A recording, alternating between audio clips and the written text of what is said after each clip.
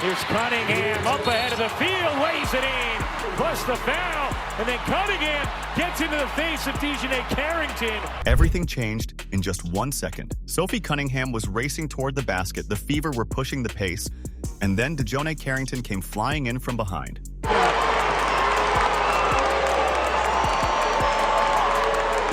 Has to be separated. Will head to their benches. The contact was high, Sophie went down, and suddenly this wasn't just another basketball play. She immediately got back to her feet, emotions exploded, and teammates had to step in before the situation went even further. The officials went to the replay, wrapped her arms around her teammate to make sure this did not escalate any further, and just getting her out of the way. Criteria for flagrant foul. Yeah, so Carrington is a dirty player, probably the dirtiest player in the league, and then she has the audacity to go online right after her ejection. And after taking another look, they made the decision that changed the entire game. Flagrant 2. Carrington was ejected, and the reaction inside the arena was absolute chaos. What made the moment even more intense was the history surrounding Sophie Cunningham. Minutes, but she's had 8 points in 3 minutes and has not missed, and in a vulnerable position.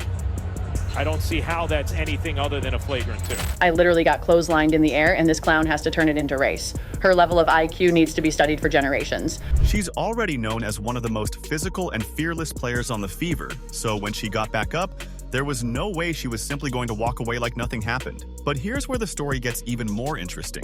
Carrington had been giving Chicago a huge spark before the ejection, and losing her meant the Sky suddenly had to survive without one of their biggest sources of energy.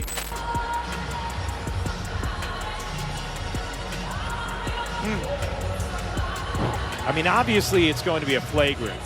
I don't know that you can make an argument it's a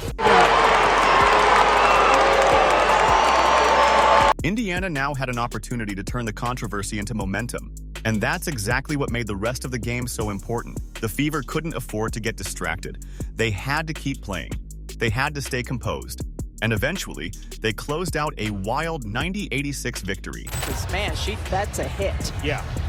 When you're in the air, follow through across. Cunningham gets 2 free throws to make 1, plus Indiana gets to in a moment like that because Chicago had some momentum and Carrington was playing. Sophie Cunningham didn't have a huge scoring night, but her presence became one of the biggest talking points of the game. One collision completely changed the atmosphere. One decision sent a player to the locker room, and suddenly every possession felt more intense. This is why WNBA games can change in an instant. One fast break. This flagrant 2, that's excessive. That's excessive. By After review, the defensive foul on DiJonai Carrington has been upgraded to a flagrant foul penalty 2. And Indiana will retain possession of the ball at the free throw line extended with 24 seconds on the shot clock. You could tell watching it live it was going to be a flagrant 2. There's wind-up, there's follow-through, there's potential. The Fever walked away with the win, but that controversial moment between Cunningham and Carrington is what everyone will be talking about. The call comes down. Ejection. Carrington is out of the game. Cunningham stays down for a moment before being checked by the training staff, while teammates on both sides exchange words.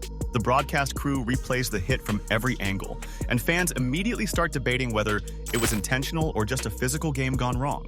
The Fever have been at the center of some of the league's biggest storylines this season, and this incident only adds fuel to one of the most intense rivalries in the league right now.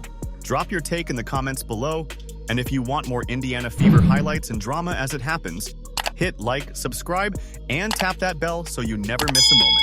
See you in the next one.